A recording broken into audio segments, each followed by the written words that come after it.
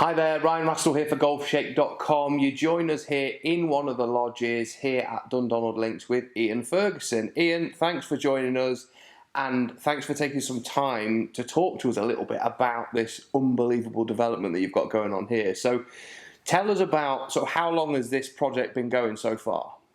Well, we're into 16 months at the minute, so we've just gone through, it just really started as COVID hit, so a lot of preparation work before that, but really we got the wheels under the construction just about as COVID hit, so it hasn't affected us too much, and we're still on program, which is the main thing for us.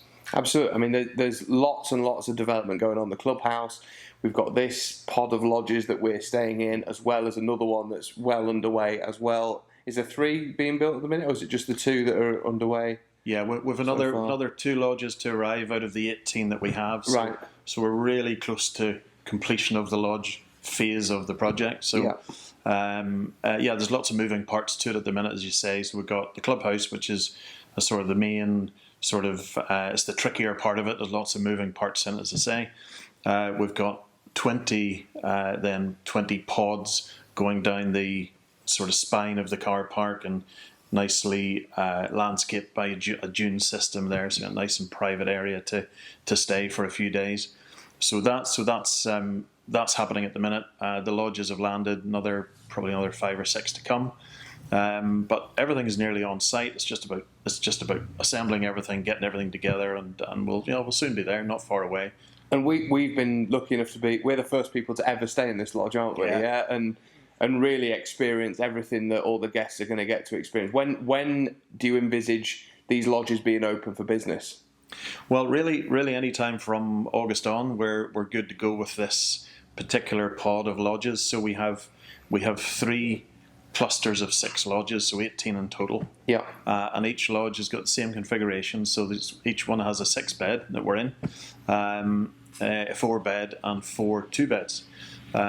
So you have your own little cluster, and in the middle of that is a sort of private putting green that Kyle Phillips has designed for us. So lots of undulations, lots of fun, lots of opportunity to win and lose 10 or 20 quid to your pals. Yeah. It's all about creating a bit of fun here, but each we've only 2 lodges to land, and then we're fully complete. So the next 2 clusters of lodges should be ready by sort of mid-August.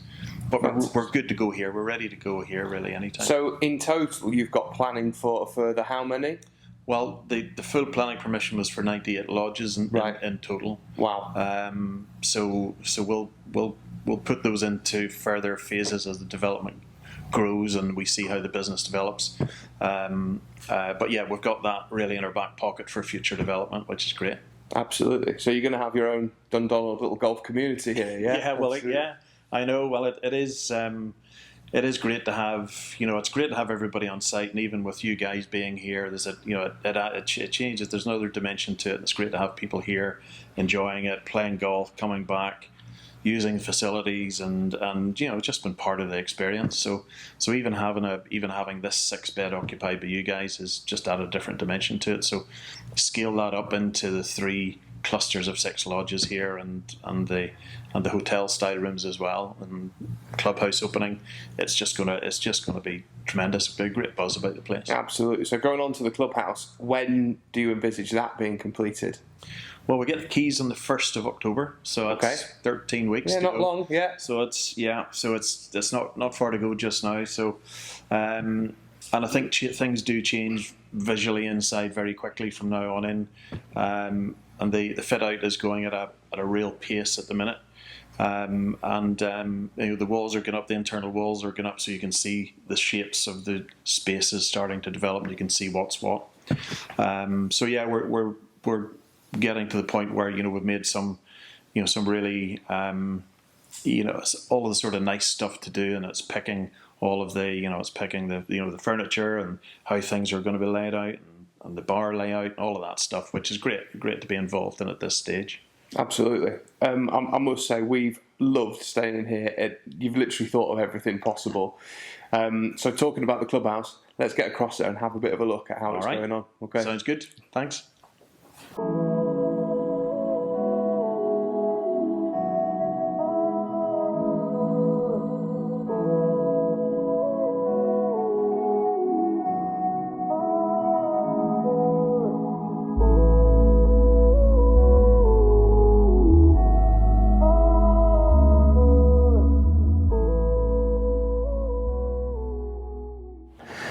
So Ian, we've just been into the epicentre of everything that's going on over there. It's a real hive of activity, and you've shown us around the new Clubhouse building, and all I can say is, wow. I mean, it's going to be unbelievable, isn't it, when it's finished?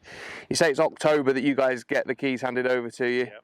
I bet you can't wait. Yeah, we're really looking forward to it. It's just been, we've been building up to this moment, and now you can see and sort of feel it. It's great to, you can sort of see what's coming, and having a look around there with you guys. It's great to show people around, to show other people what we've seen coming over the last year and a half.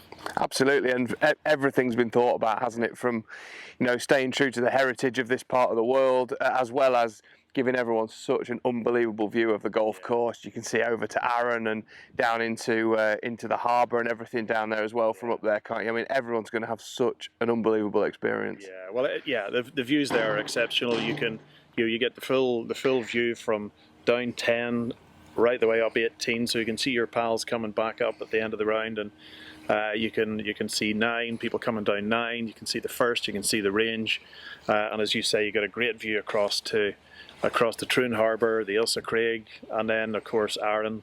The Isle of Arran is just the sunsets behind there, so there's going to be some awesome evening sunsets there we're looking forward to as well. Yeah, I mean, we've seen it in the lodges when the sun, like you say, when the sun sets, it's absolutely stunning, isn't it? That sort of, it was about 10 o'clock last night, wasn't it, when the sun went down? So yeah, it's absolutely beautiful. So on to the golf course. Now, there's actually been a course here for well over 100 years, hasn't there? It's been used for various different purposes in that time. We were chatting before this about the military have used it quite a bit for training and during both World Wars and preparing for the D-Day landings and stuff. So there's just masses of history and heritage here. But it's around about 20 years ago, it was all redeveloped, redesigned, and talk us through that process and kind of what's gone on in that time.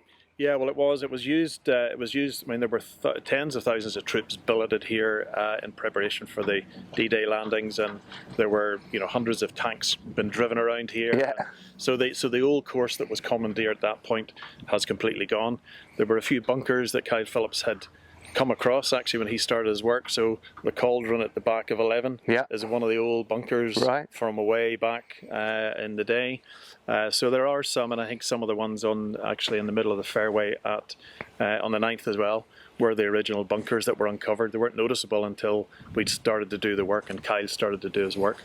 So Kyle Phillips then took over the design of the course and completed the work around about 20 years ago. So but the course has got a sort of more mature feel of a modern day links. But there's some great history here. So Kyle has been back over the last engaged with Kyle over the last couple of years to put some finishing touches, I suppose, on it. We haven't changed the routing at all.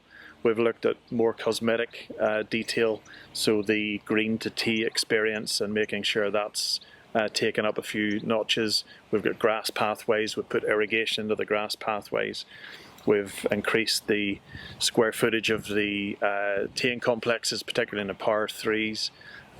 Just to give us a variation on shots. Yeah, we certainly noticed that out there. The par 3s, like you've just said, they're all brand new, really, aren't they? Most of the tee complexes there, and they're phenomenal. And like you said, it is a modern links, and I think the thing that kind of distinguishes that between some of the older links courses, like the likes of Prestwick that we played yesterday, and Western Gales just over the other side of the railway, is the difference is you've got so much more land, haven't you? Yeah. Whereas they've at the time those courses were laid down, there was a premium on trying to fit as many in such a small space, wasn't there? But here you've literally had carte blanche with all this area and been able to really plot the route through using some of the natural features that you've got, but also adding some of those through time as well. But I mean, it's probably a little bit more generous off the tee than some, but if you do miss a fairway, you are in a hell of a lot of trouble around here. Yeah, you got to hit. Well, it's like anywhere else. You got to hit the fairways, and as you say, the fairways are pretty generous, and you just got to make sure you hit them, and that gives you at least something to to play with as you progress through the course. But yeah, if you go into the rough, if you get hold of your ball, at least you're going to probably drop a shot unless you hit a bit of a a miracle shot. But yeah, you got to think your way around. You still don't be deceived by the wide fairways. Just be careful. But the green complexes are huge. I mean, we're on the 18th here, and it must be 60 yards, maybe more, from the front to the back of the green. So the pin positions you can use on here are pretty vast, and you can see the undulations there as well. So I honestly think the fairways obviously give you a little bit of help, but the greens do not. I mean, if you hit poor shots in here, you get punished, don't you? Really? Yeah, and the 18 is a good example actually. You got a par 5 finishing hole. You've got a burn at the front. You've got a long narrow entrance, and then even when you get to the green, you've got the undulations to try and cope with. You've also got bunkering on the far side that is tricky enough because your green is quite narrow. So you need to have your wits about you and play sensibly, really. Absolutely, and we loved getting out there and playing the golf course. It was absolutely fantastic. So thanks so much for your time. It's been absolutely awesome spending time looking at the whole development, the golf course, everything. And yeah, I can't wait to come back a little bit later on in the year when all that's finished and really see the finished product. It's going to be amazing. Thanks very much. We can't wait to have you back. Thank you. Cheers.